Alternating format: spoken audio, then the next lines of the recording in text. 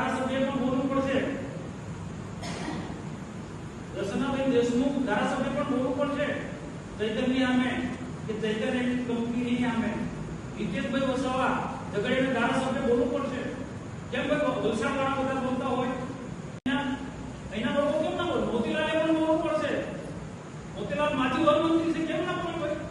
તો તેજી તારના સાક્ષી હતા, એની જોડે બેઠા હતા. શંકરભાઈ બોલવું પડશે, બધાએ બોલવું પડશે. કેમ બોલતા નથી નેતાઓ? અને હું તો પાર્ટીના નેતાઓને પણ કહું છું, દર્શનાબેન હોય, હિતેશ વસાવા હોય, મોતીભાઈ વસાવા હોય, જે બધા લોકો છે બધાએ બોલવું પડે. અને પ્રદેશના નેતાએ પણ બોલવું પડે.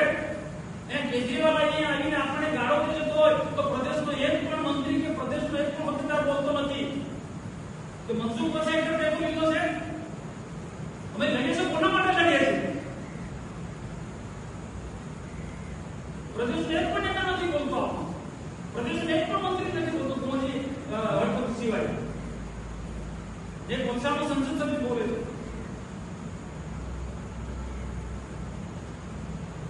આ મહિલા પર આટલું દર્શનાબેન મૌન કેમ છે? ચૈતર આટલું જે કરે છે, ત્યાં નિરંજન બતાવો, ત્યાં આવેદનપત્ર આપવા જાય છે, ત્યાંના સ્થાનિક પક્ષોને લઈ ભાજપનો એક પણ આગેવાન એને કાઉન્ટર નથી કરતો. મોતીભાઈ પ્રદેશનો મંત્રી રહેલો મને આખી સ્થિતિ જાણે છે. કેમ બોલતા નથી ભાઈ? હું કોઈને નથી છોડવાનો ભાઈ. લોકોનો સહકાર નહીં મળે તો ગોતરા કામ કરે છે. મારે હું શું તમે પણ લડું ભાઈ? હું કોના માટે લડું છું? હું જે લડું છું ચૈતન્ય ખાઈને ના ગુંડાઓની સામે, હું આપની સામે લડું. પેલા છોકરોભાઈ સામે લડતો હતો, લડતો તો નહીં. મેં મને સફળતા મળી છે. મારે એટલા માટે મીટિંગ તાત્કાલિક બોલાવી છે.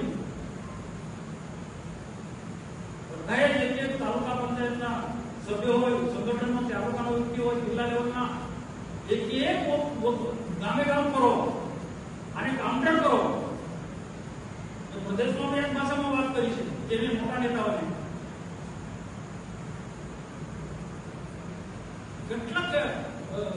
કેટલા કાર્યક્રમો અમે આપે છે.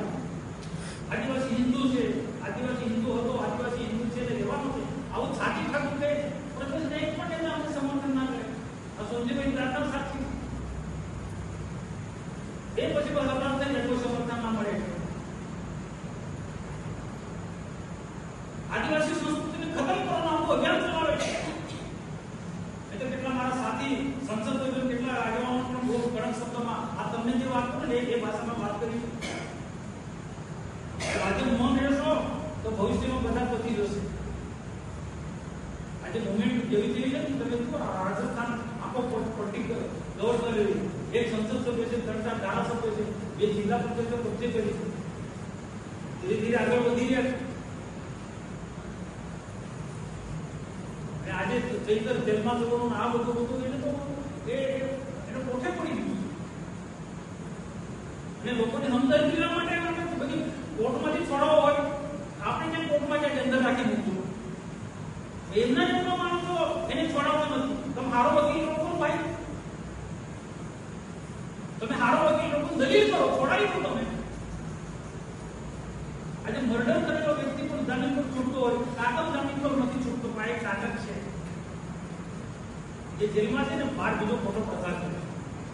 ચૈતર વસાવા જેલમાં છે, એની ટીમ આપણને બદનામ કરે છે. મનસુખ પોતે ટ્વીટ કર્યું, ભાજપ સરકારે ટ્વીટ કર્યો, ચૈતરજી તારાથી શું થયે છે?